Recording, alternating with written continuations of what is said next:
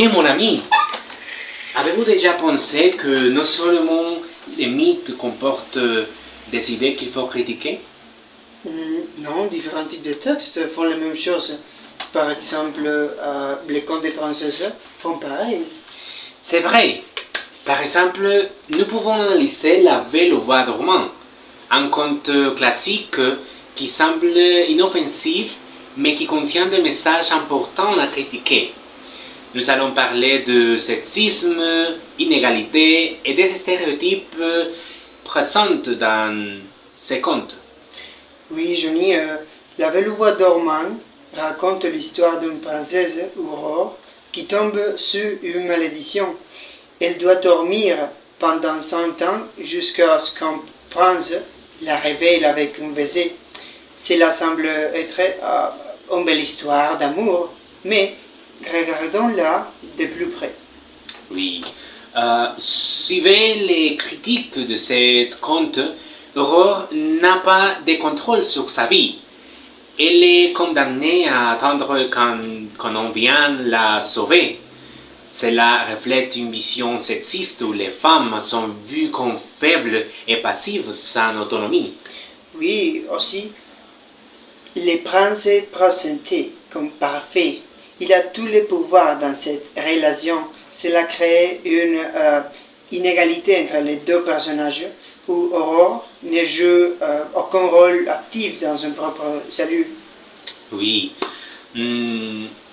Aussi, Maléfique est la seule femme avec du pouvoir, mais elle est aussi la méchante. Cela envoie le message que les femmes qui ne sont pas jeunes ou belles sont dangereuses et mauvaises. Tout cela devient une référence directe à la vie réelle ou les différents types de discrimination dont souffrent de nombreuses personnes. En conclusion, La Belle au bois dormant nous montre comment les contes de fées peuvent renforcer des idées sexistes et inégalités. Il est important de comprendre ces histoires de point de vue critique pour éviter de transmettre des stéréotypes négatifs. Oui, ouais. Bon, on termine avec un glossaire de 5 mots. La première mot est autorité. Autorité fait référence de pouvoir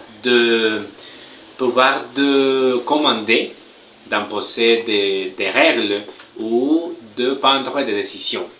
Oui, la deuxième mot est dépendance, qui est une situation dans laquelle une personne compte sur une autre pour obtenir de l'aide ou du soutien.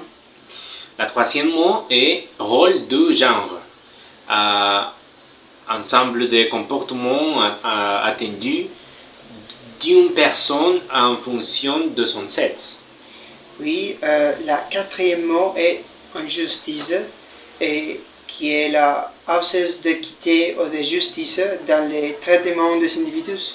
Et enfin, la cinquième mot est normes sociales. Normes sociales sont les règles implicites ou explicites qui régissent les comportements des membres d'une société. Oui. Merci beaucoup et à la prochaine.